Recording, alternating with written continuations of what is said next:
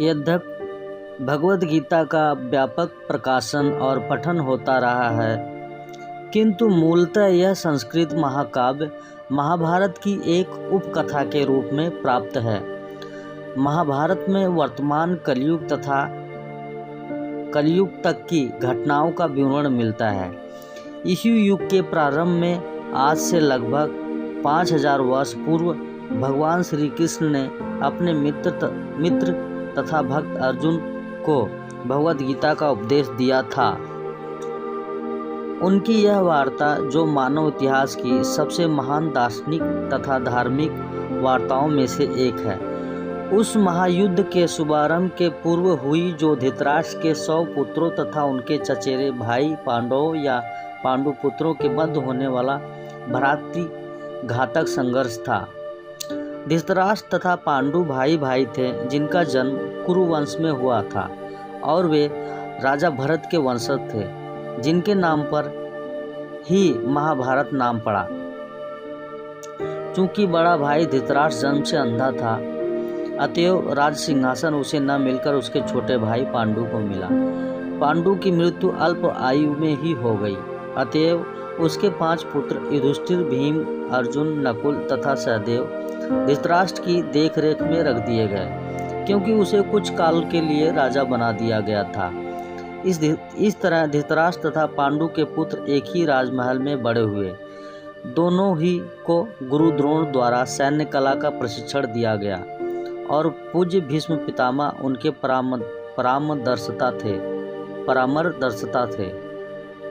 परामर्शदाता थे।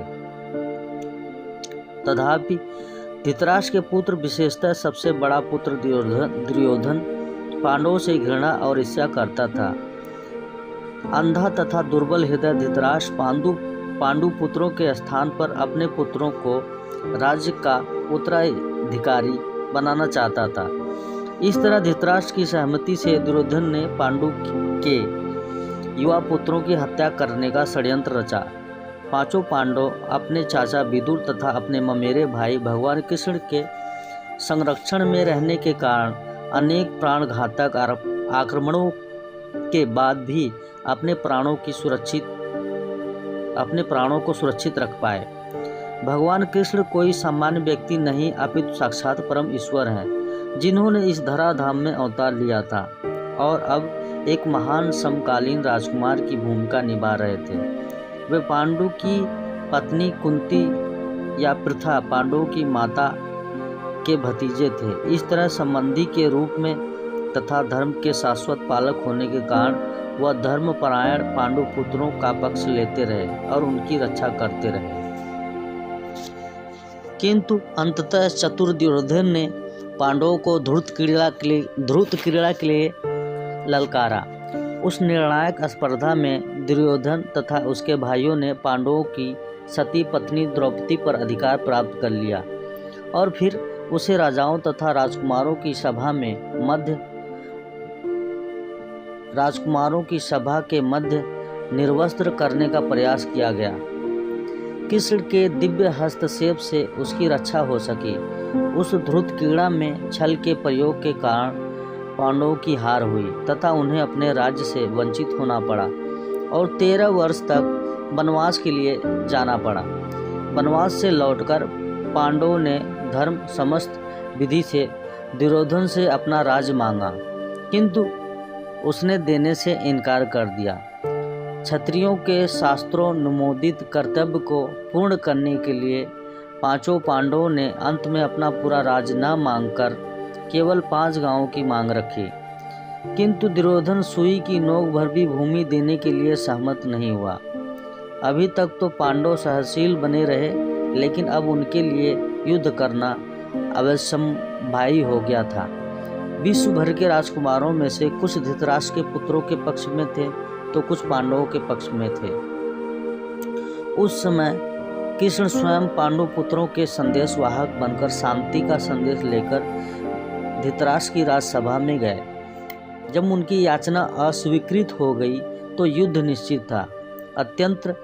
अत्यंत सच्चरित्र 5 पांडवों ने कृष्ण को पूर्ण पुरुषोत्तम भगवान के रूप में पहचान लिया था, किंतु धृतराष्ट्र के दुष्ट पुत्र उन्हें नहीं पहचान पाए। फिर भी कृष्ण ने विपक्षियों की इच्छा अनुसार ही युद्ध में सम्मिलित होने का प्रस्ताव रखा। ईश्वर के रूप में वे युद्ध नहीं करना चाहते थे, किंतु जो भी उनकी सेना का उपयोग करना चाहे कर सकता था। प्रतिबंध यह था कि एक ओर कृष्ण की संपूर्ण सेना होगी तथा दूसरी ओर वे स्वयं एक परामर्शदाता तथा सहायक के रूप में उपस्थित रहेंगे। राजनीति में कुशल दुर्योधन ने आतुरता से कृष्ण की सेना झपट ली, जबकि पांडवों ने कृष्ण को उतनी ही आतुरता से ग्रहण किया। इस प्रकार कृष्ण अर्जुन के सारथी बने और उन्होंने उस सुप्रसिद्ध धनुर्धर का रथ हाँकना स्वीकार किया। इस तरह हम उस बिंदु तक पहुंच जाते हैं जहां से भगवत गीता का शुभारंभ होता है। दोनों ओर की सेनाएं युद्ध के लिए तैयार खड़ी हैं और धृतराष्ट्र अपने सचिव संजय से पूछ रहा है कि उन सेनाओं ने क्या किया। इस तरह सारी पृष्ठभूमि तैयार है। आवश्यकता है केवल इस अनुवाद तथा भाष्य के विशेष में संक्षिप्त टिप्पणी की।